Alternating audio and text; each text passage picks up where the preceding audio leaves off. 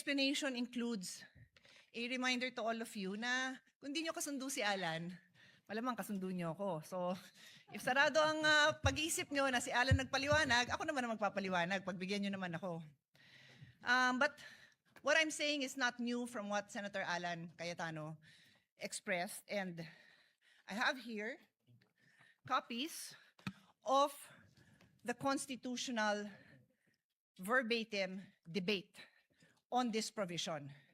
And as Senator Alan read, sinabi ni Mr. Monsod, is it not understood that when the President of the Philippines is on trial, it is the only time when the Chief Justice of the Supreme Court will preside?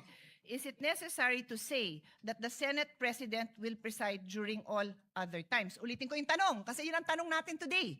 Is it necessary to say in the Constitution that the Senate President will preside during all other times? Ang sagot ni Mr. Davide, Mr. Presiding Officer, I precisely presented that because we have a distinction when it comes to the Chief Justice of the Supreme Court. But with that clarification, that in all other cases, it would be the President of the Senate who will preside, I withdraw the amendment. Kaya clear sa Constitution that in all other cases, the President of the Senate will decide. Wala, hindi ho applicable dito yung excluso unos.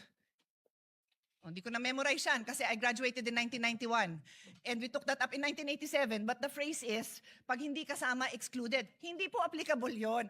With all due respect to our former Senate President, it is the intention of the framers that matter. I will ask the page to help me distribute this among our colleagues.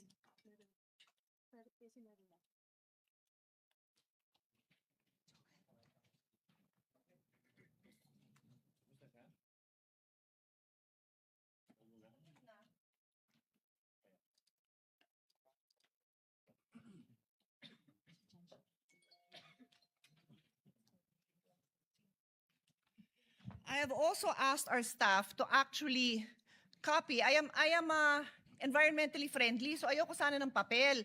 Pero alam ko na hindi po lahat sa atin gumagamit ng digital, ng electronic gadgets, kaya pinapil ko na lang. Pero kailangan ko pakita sa inyo yung mismong nasa journal, yan din yon. Yan din yon, my dear colleagues. Yun lang hiling ko sa inyo, intindihan naman natin yung nandito. Bumoto na. Pero intindihan naman natin kasi this is just the first day. We cannot disregard the Constitution, and I continue, Mr. President.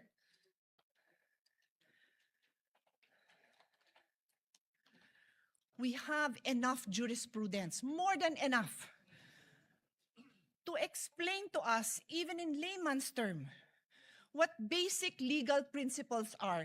And one of the most fundamental principles of constitutional construction states that we give effect to the intents of the framers of the Constitution. With this vote, did we give effect to the intentions of the framers of the Constitution? Sinabi nga Senate President ang magpe-preside.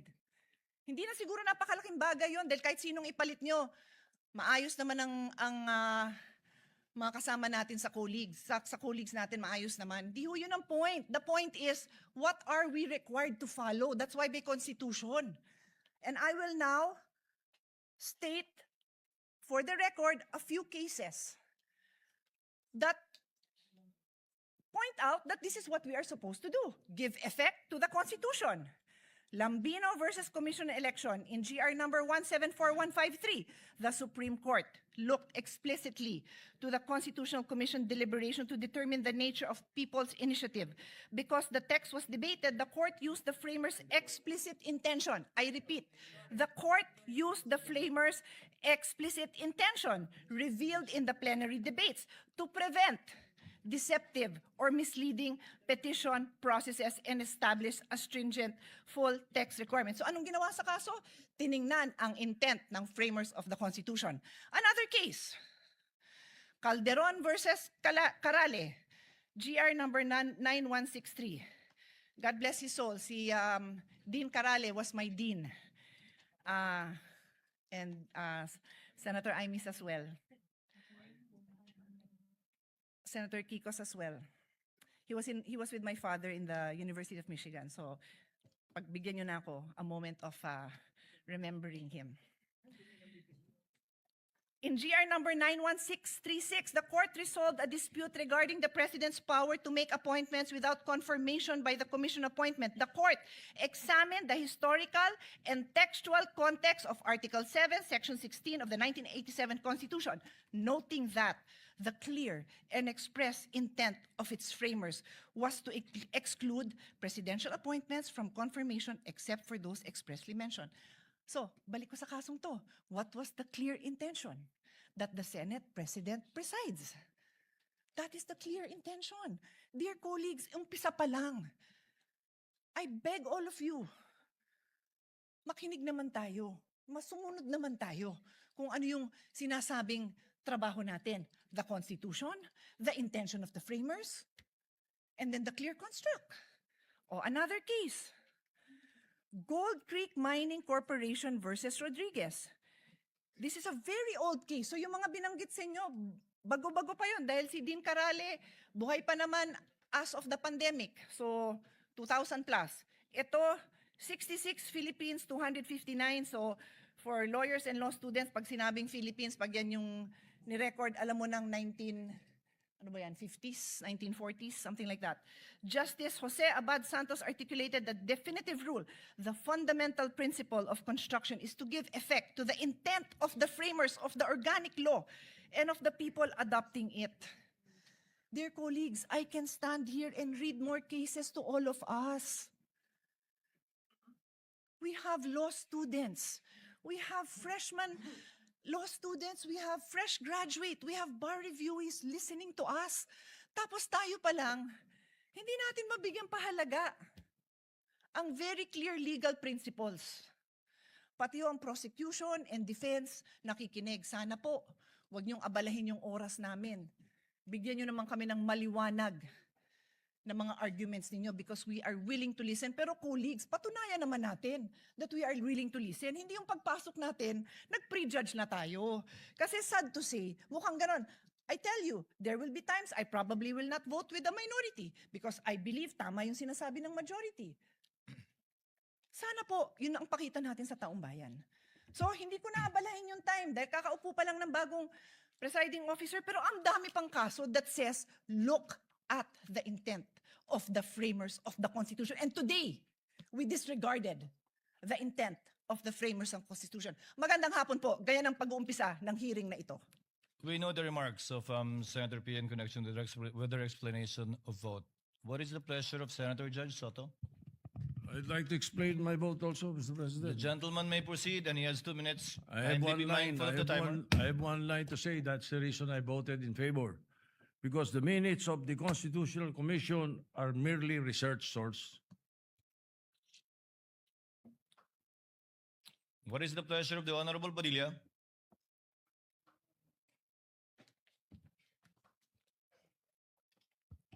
Ginoong, Will the gentleman explain his vote? opo. The gentleman may proceed. You have 2 minutes, sir. Maraming salamat po, Ginoong punong tagapamahala.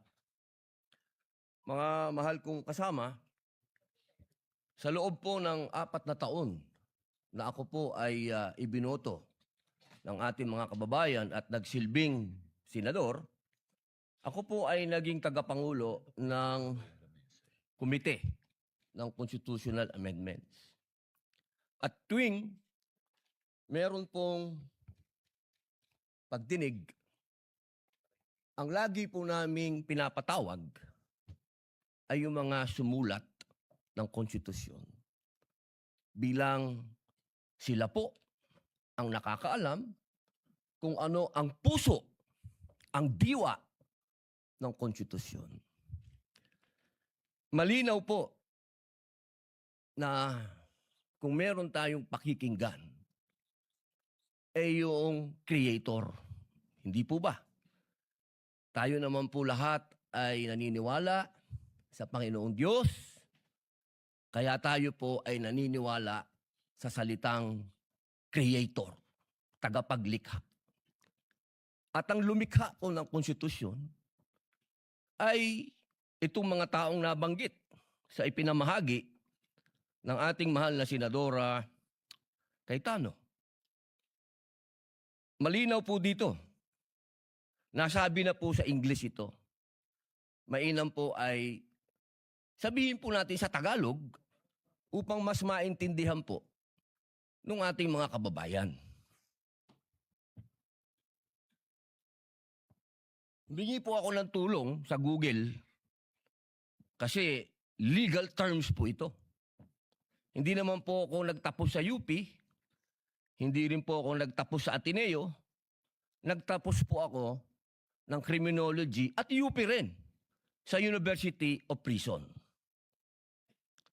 Ang sabi po dito, sa Tagalog po Ginoong Presiding Officer, eksakto ko itong hinihain dahil nagkaroon tayo ng pagkakaiba pagdating sa punong mahistrado ng Korte Suprema. Ngunit sa paglilinaw na iyon, na sa lahat ng ibang mga kaso ay ang Pangulo ng Senado ang mamumuno. Kaya binabawi ko ang nasabing susug. Ang nagsabi po nito ay ang dating Justice Davide. Ngayon, mga mahal kong kasama, at sa ating po mga taga-subaybay, ang batas po ay precise.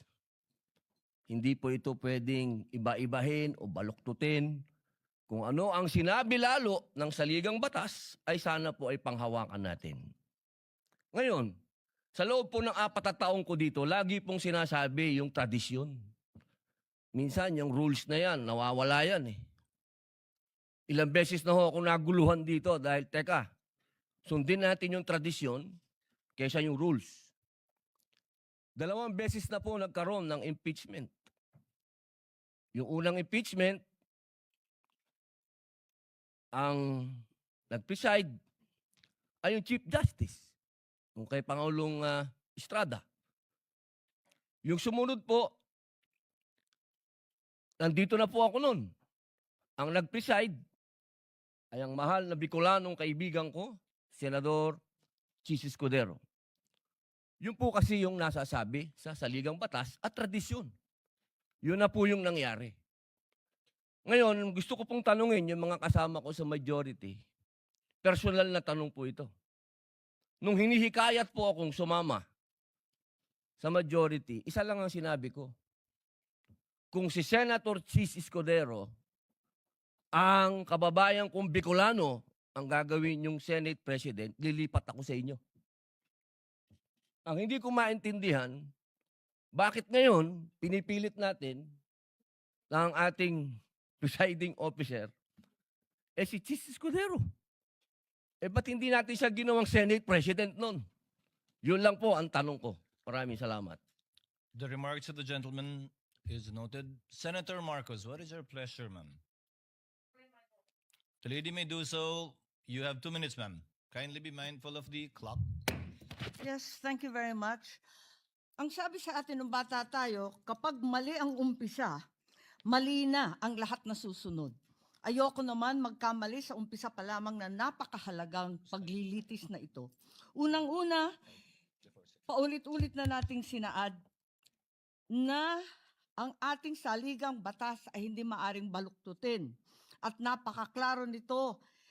At ang sinasabi ng ating Constitution of 1987, Article 11, Section 3, Number 6, all other impeachable officers ang sinasabi, carving out therefore the exception that proves that rule, that the Chief Justice is the single exemption, and otherwise the presiding officer should be the Senate President.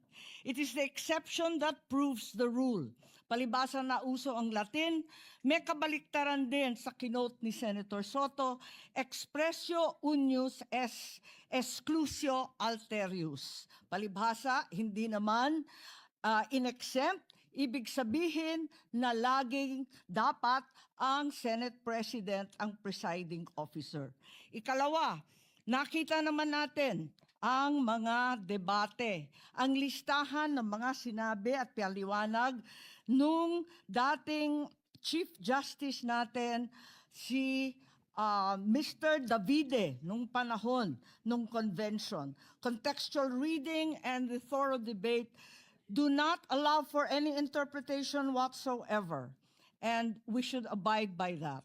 Ikatlo, yung kaduda-dudang quorum nung June 3 na pinapaliwanag ng aming minority leader na hanggang ngayon nakatenga pa rin. Kung tutuusin, nung sinasabing na amyenda, yung Supreme Court petition ay pending pa. Kaya hindi karapat-dapat na yon ang sundan. Ikalima, it's not the impeachment court but the Senate that amended the rules. Kaya para sa akin, napakaraming dahilan. Huwag sana nating sayangin itong napakahalagang responsibilidad natin at huwag mag-umpisa sa mali itong paglilitis. Maraming salamat. Thank you, Senator Marcos. Duly noted and entered into the records. The pleasure of Senator Legarda. Senator Judge Legarda, rather.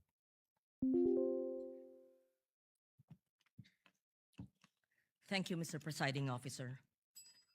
Where the Constitution is The lady silent, will explain her vote or make a manifestation. it's a manifestation, which, The lady may proceed with which her seems like manifestation. an She has 2 explanation of minutes. vote. Thank you. Where the Constitution is silent, the intent of the framers should guide the choice of the presiding officer.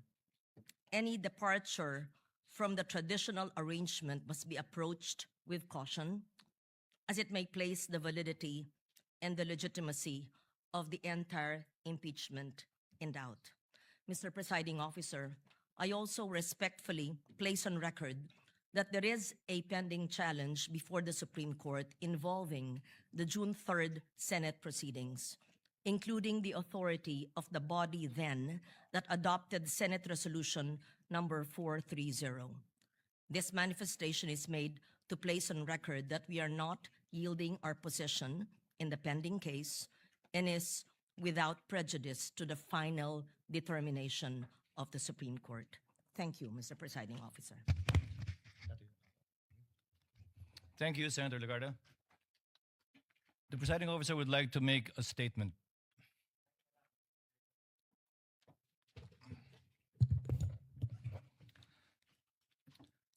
Sa mga ginagalangan kong kapwa Senator Judge, sa ating mga minamahal na kababayan, sa mga partido sa kaso na kabinbin ngayon sa Senado, isa pong maganda at pinagpalang hapon sa ating lahat.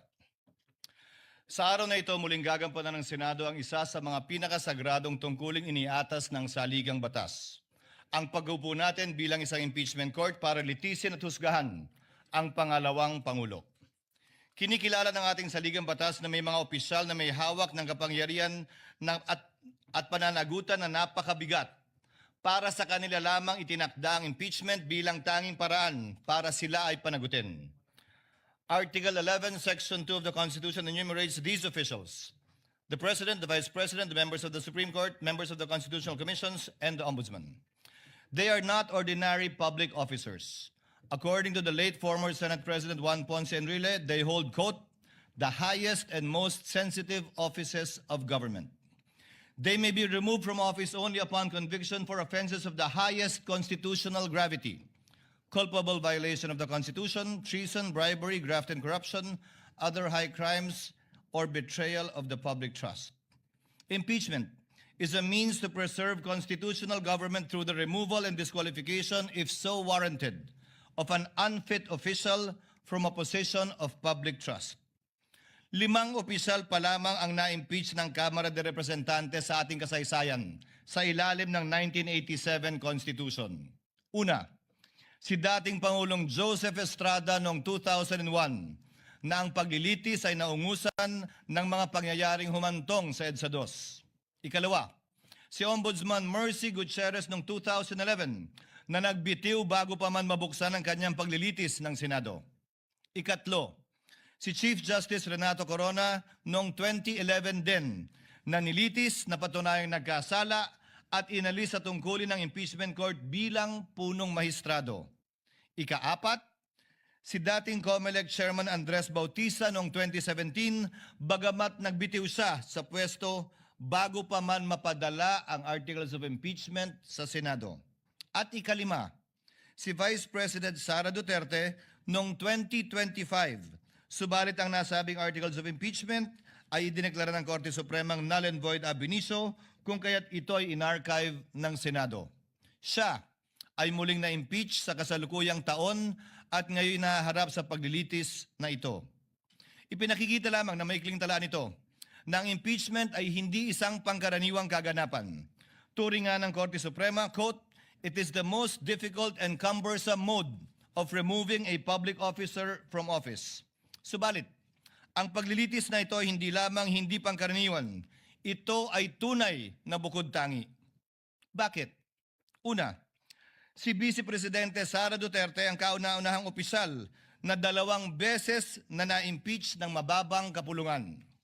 Pangalawa, siya ang kauna-unahang Vice Presidente na haharap sa paglilitis ng isang impeachment court at pangalawang opisyal lamang na halal ng sambayanan na sasailalim sa prosesong ito. Pangatlo, siya ay hinahalal ng may pinakamalaking mandatong pinagkaloob ng sambayanang Pilipino sa sinumang kandidato sa ating kasaysayan. Mahigit 32 milyon o 61% ng kabuuang boto para sa ikalawang Pangulo. Pang-apat, ang articles of impeachment laban sa kanya ay inendorso ng 277 na miyembro na kumakatawan sa ating mga mamamayan mula sa iba't ibang distrito at sektor at ng ating bansa, na katumbas ay mahigit 80% ng kabuuan ng Kamara de Representantes. Terminating an elected mandate before the end of its term is among the most drastic acts our constitutional democracy can undertake. This is why the trial must be guided with prudence, tempered by caution, and marked with unquestionable impartiality. We must avoid even the appearance of impropriety and observe the cold neutrality of an impartial judge at all times. May I therefore caution my fellow senator judges, the prosecutors, the respondent, and their respective counsels and witnesses to refrain from making any comments and disclosures to the public pertaining to the merits of this trial as mandated by the impeachment rules itself.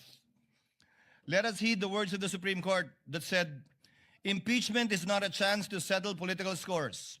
It is not a stage for political theater or personal attacks, because when the focus shifts to the person rather than the alleged wrongdoing, the process loses its integrity." As presiding officer, I shall do my part to uphold the fairness and integrity of this process and shall see it through to its proper conclusion. At this point, I would like to thank my colleagues for their trust and confidence. I did not seek nor did I ask for this responsibility, but neither will I shirk from fulfilling this duty without fear or favor. This now brings me to the threshold questions that will guide the conduct of this trial and the rulings of the chair. First, what is the number of votes needed to convict the respondent? Second, what is the quantum of proof required to sustain a judgment of conviction or acquittal in these proceedings? Third, how strictly or liberally will this court apply the rules in resolving questions of procedure and evidence? On the first issue, the Constitution provides that no person shall be convicted without the concurrence of 2/3 of all the members of the Senate. With 24 members of the Senate, a literal interpretation of this means that conviction requires the affirmative vote of at least 16 senator judges. This literal interpretation finds direct support in the 2000 case of Bayan versus Zamora, which concerned the Senate's compliance with the 2/3 vote required to concur in a treaty. Despite having only 23 incumbent senators at that time, then Senator Gloria Macapagal Arroyo was elected as vice president. Therefore, there were only 23 senators. The court held the charter provides that the Senate shall be composed of 24 senators. Without a tinge of doubt, 2/3 of the figure, or not less than 16 members, is an unquestionable compliance with the requisite number of votes mentioned in Section 21 of Article 7.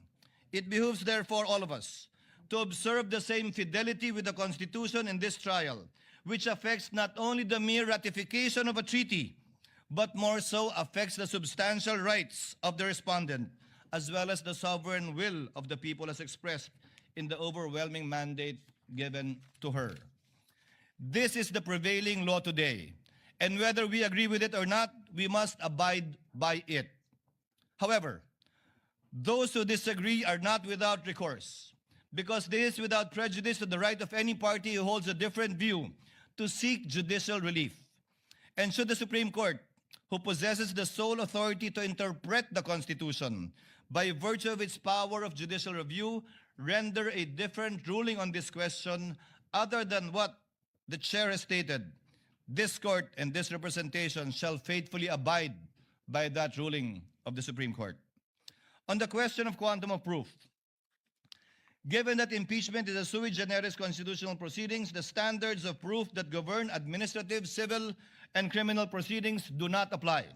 However, this does not mean that senator judges shall rely solely on their conscience in deciding this case.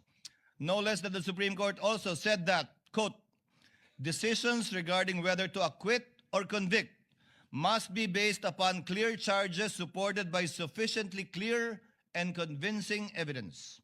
Furthermore, let me be clear that the burden of proof in these proceedings rests upon the prosecution. It does not and will not shift. The respondent is afforded the presumption of innocence and has no obligation to disprove the charges against her.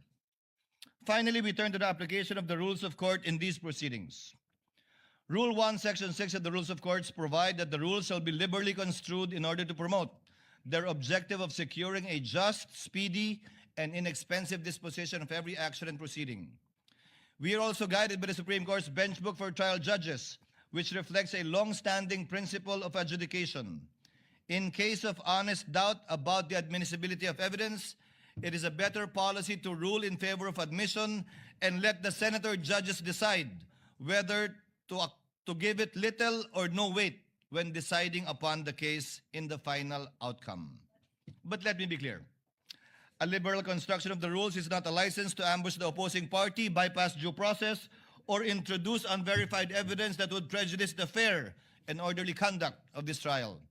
Accordingly, consistent with the demands of due process, fair play, and the orderly administration of justice, the chair will construe the rules liberally so that, number one, the prosecutors may be able to adequately present their case, that the respondent may be able to rigorously test it.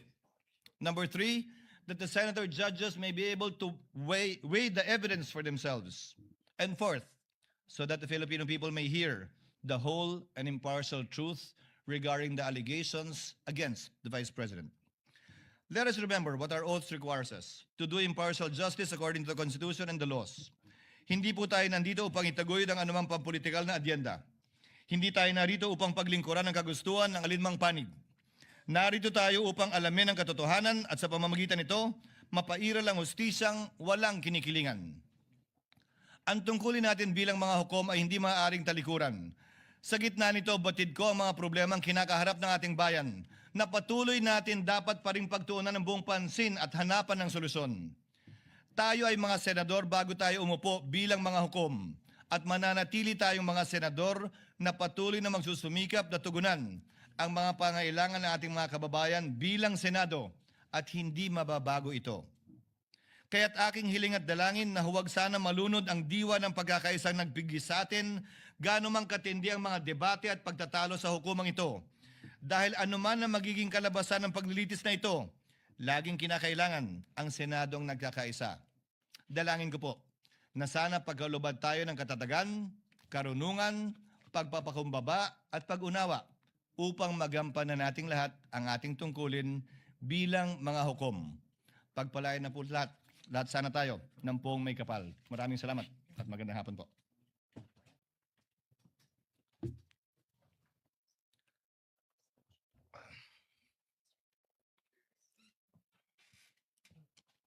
Sir Presiding Officer. Before we continue, Chair would like to make of record that Senator Joel Villanueva will insert his explanation of vote into the records. If there are no objections, Chair dispenses with the reading of the minutes of the Journal of the May 18 Proceedings, 2026, and consider the same as approved. On the motion? There being no objection, Journal is hereby approved. Senator Cayetano? Mr. President, let me thank you and just make the manifestation that this representation believes that it is a threshold issue, the number of senators to convict, and two-thirds, the logical, fair, that would give justice to the Constitution 16. So I thank you for that statement. And as you mentioned, it is a statement of the court, not only of the presiding justice, because napaka-importante na sa umpisa pa lang, alam na ng prosecution at alam na ng depensa kung ilan. Having said that, Mr. President, as to the issue of the presiding officer, not to take up more time, I'd like to register a continuing objection, but instead of giving my arguments, may I submit it in writing, with basically saying that violation of the Constitution is not a technicality. But if our dear colleagues will allow, we will just submit it in writing, Mr. President. The Whoever wants to continuing join. objection of the gentleman is noted, and he may so submit his extended written explanation in writing for the record. Senator Cayetano? Thank you, Mr. President. Just a few administrative matters with your indulgence, dear colleagues. The lady may proceed. Thank you. I read that we have rules for our resource panel and also our prosecution and defense that no drinks and food allowed. May I respectfully request that they be allowed to have water. It's a basic human right naman siguro na makainom ng tubig. I read something. I'm just saying, I saw rules. So I'm making clear because knowing them, they will follow our rules, and I think it's not right to not allow drinks. And then, there may be some who are pre-diabetic or diabetic and need to eat something. So, if they have to have crackers or whatever it is that they need to have, I think we should allow them to do that, Mr. President. Sama-sama ko na yung rules ko, ha.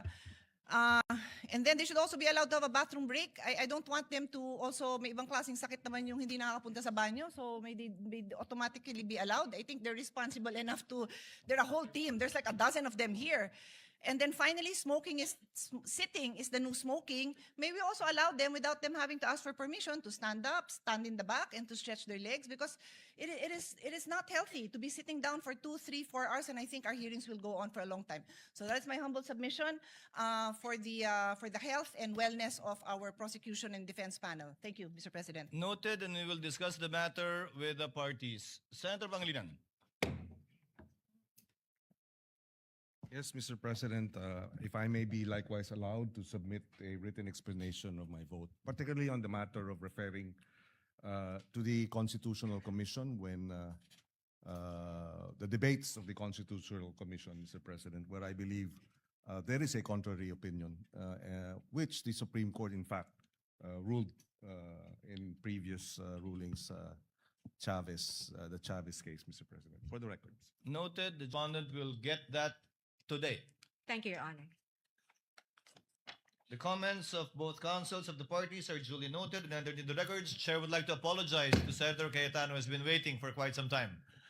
Thank you for your patience and indulgence. Senator Thank you. Cayetano is recognized. What is Thank your you, pleasure, sir? Presiding Senator Judge. Since we already stated as a court that we will take literally Section 3, subparagraph 6 of Article 11 of the 1987 Constitution, that no person shall be convicted without the concurrence of two-thirds of all members of the Senate. May I ask the members of this court, through the presiding justice, to consider, not today, I have a proposal, but not today, but to consider communication with the Sandigan Bayan for the attendance of Senator Dante Marcoleta and Senator Jinggoy Estrada, considering that the presiding officer may correct me if I'm wrong, but if we get to Section 21, as discussed a while ago by the defense, the prosecution and defense, and we do not know what will happen. Their case may be dismissed. They can be out on bail. So we want them to be able to participate and observe the witnesses as senator judges here. I do know that Senator Jinggoy is under suspension, but there's an argument to be made that the impeachment court is sui generis. In ordinary committee hearings, we do coordinate with courts to ask that persons under their custody be delivered to the Senate or the House of Representatives under certain conditions. So I'd like to formally ask, Mr. President, that this court consider that. I will submit whether you'd rather have a caucus or a in-camera discussion, or if you want us all to submit our legal opinion. I wouldn't also mind the prosecution and defense weighing in, but considering that if they do not attend and they are here, sorry, Mr. President, considering that if they do not attend at all and cannot vote, their vote will be equal to a acquittal. And as we said from the start, we want a fair and we want justice, we want a fair impeachment trial. Sinabi ng prosecution na sana tignan yung ebidensya, pakinggan mga witnesses.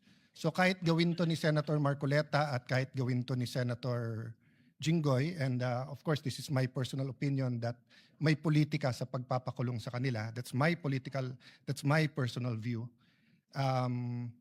Allowing them to attend here might add to the integrity of the proceeding and actually make things easier when the time comes to render a verdict. So may I submit that to the court and to our colleagues for discussion at the proper time, Mr. President. The chair notes the comments and request of Senator Judge Cayetano and will consult the senator judges regarding this matter and shall coordinate with his office with respect to his requests pertaining to Senators Jinggoy Estrada and Senator Marcoleta, including whether or not we will enlist the comment on and position of the parties to this case. So ordered. Senator Tulfo? What is the pleasure of Senator Judge Tulfo? Rafi?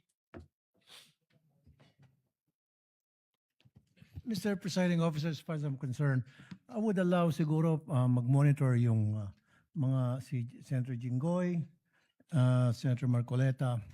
They will be allowed na kahit man lang yung sa TV monitor. Para sa akin, I do agree with what Senator Alan Peter Cayetano was suggesting. Thank you, Mr. Presiding Officer. The point of Senator Judge Rafi Tulfo is well taken by the chair. Any others? If there are none, Presiding Officer would now like to deal with an administrative matter before we adjourn for this afternoon. On the matter of providing public access to case records, yes, Senator Judge Marcos, what is your pleasure, ma'am?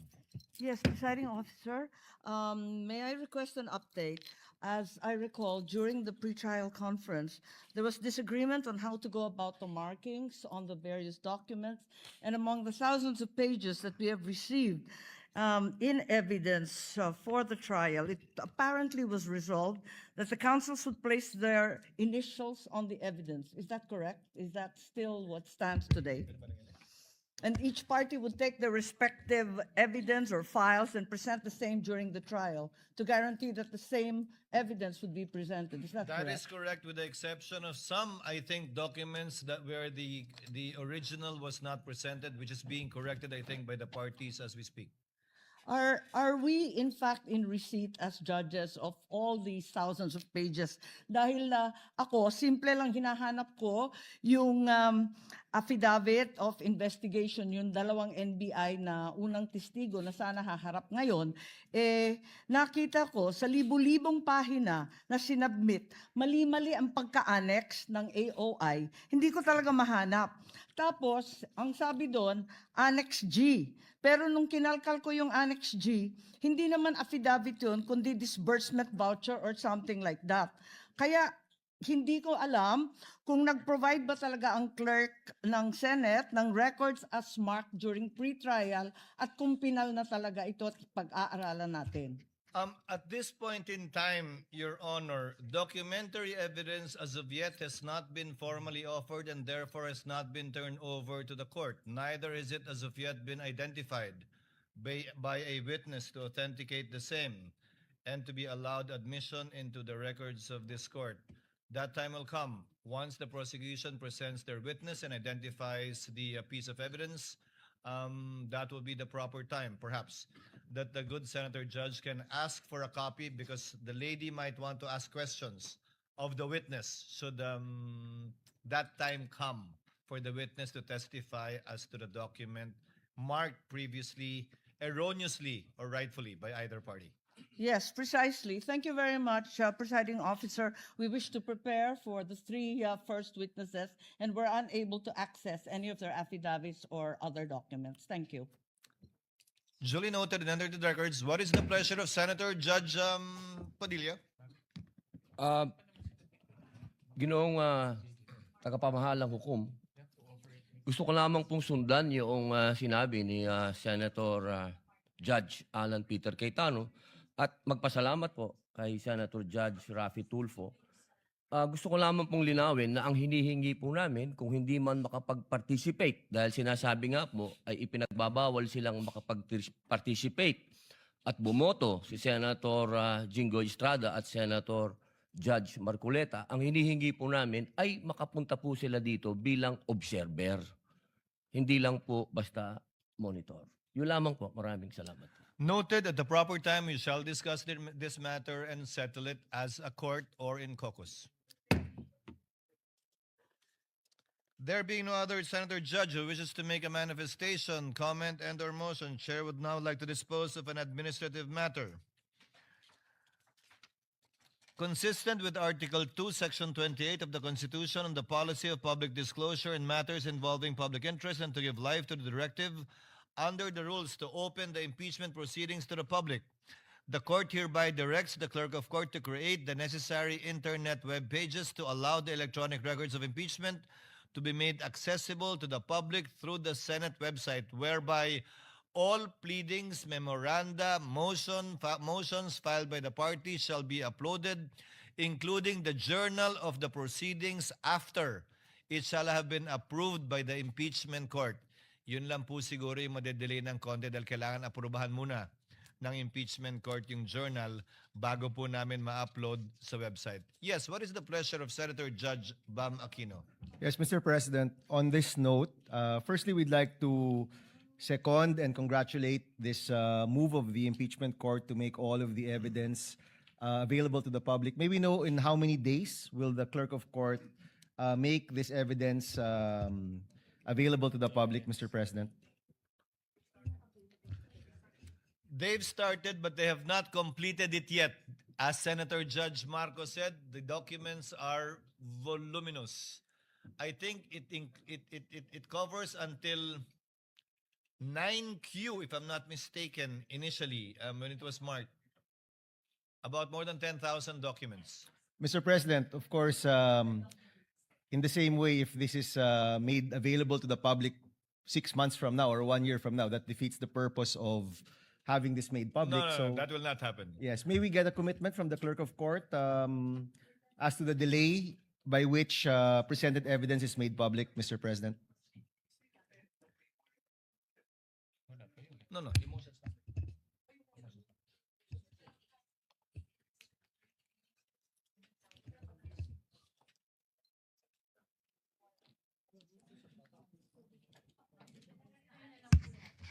Let me clarify, Your Honor.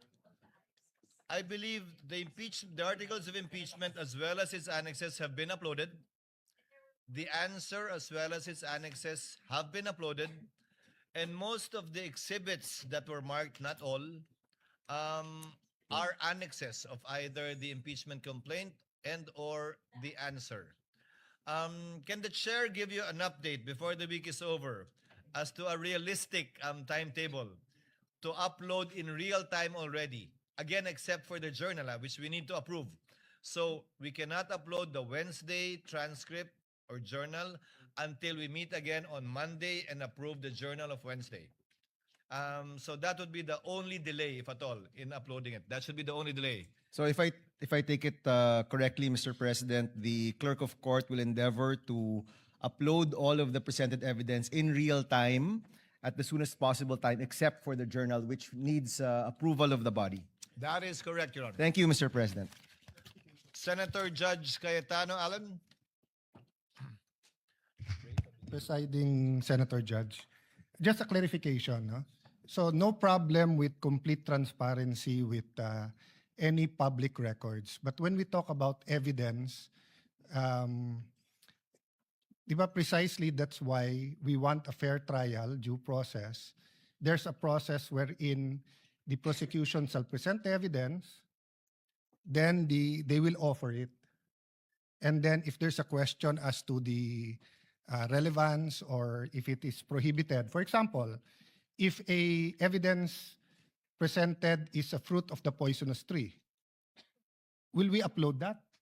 We haven't decided yet here whether we will accept it as evidence or not. So let me tell you first which ones personally I don't have a problem with.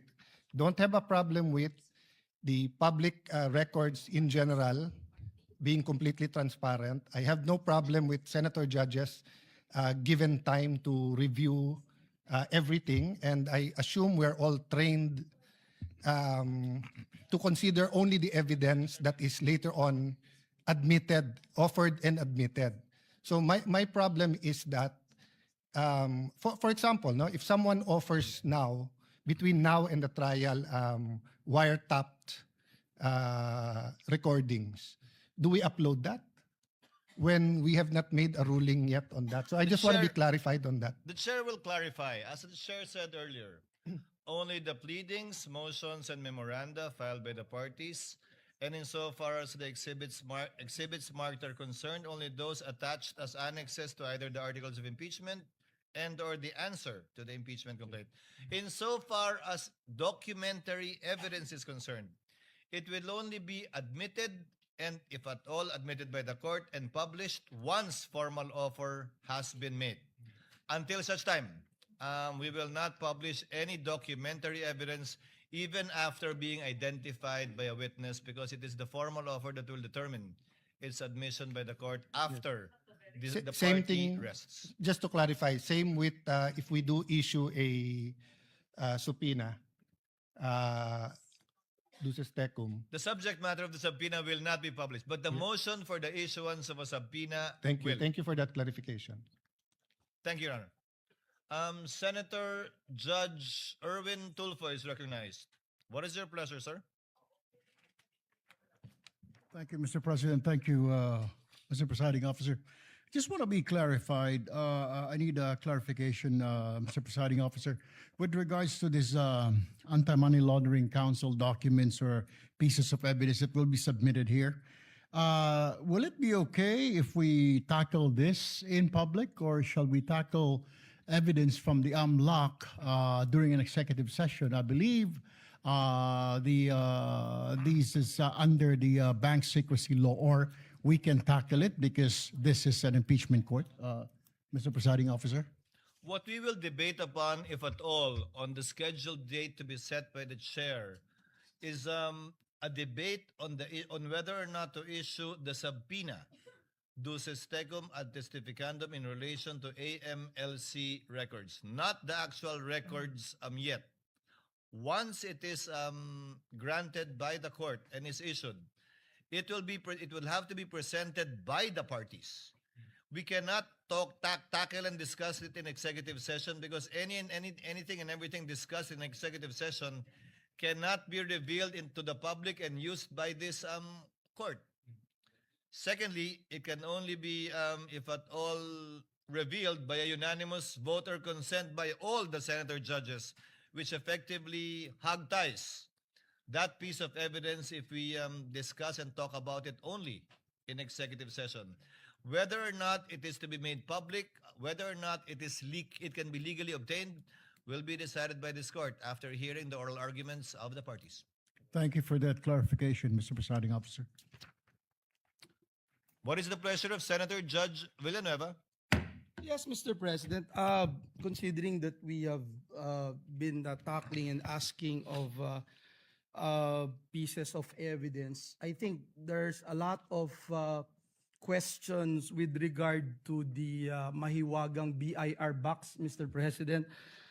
Yung clarification lang po, where is it now, and when are we going to transferred it to the Bureau of Internal Revenue. It is with the clerk of court in the office of the Secretary General as instructed by the chair.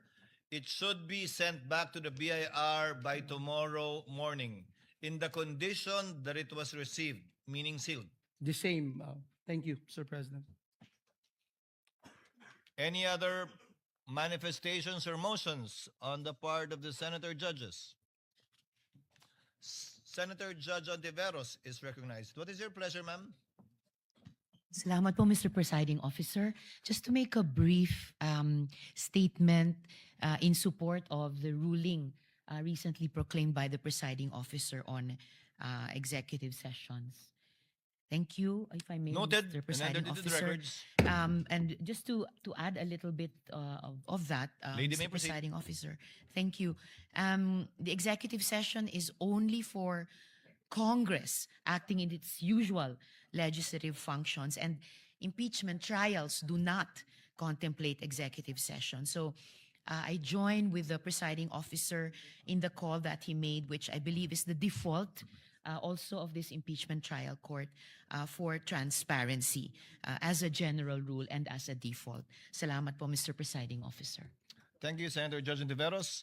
Before the court adjourns, Chair directs the clerk of court to kindly make sure that the subpoena for the two NBI agents will be issued this afternoon and duly received, and entrusts it to the counsel for prosecutors to make sure of the attendance of their two witnesses tomorrow. Likewise, the chair reminds the clerk of court to furnish, right after we adjourn, counsel for respondents with a copy of the requests for the issuance of subpoena thus far submitted and filed with the office of the clerk of court. So ordered.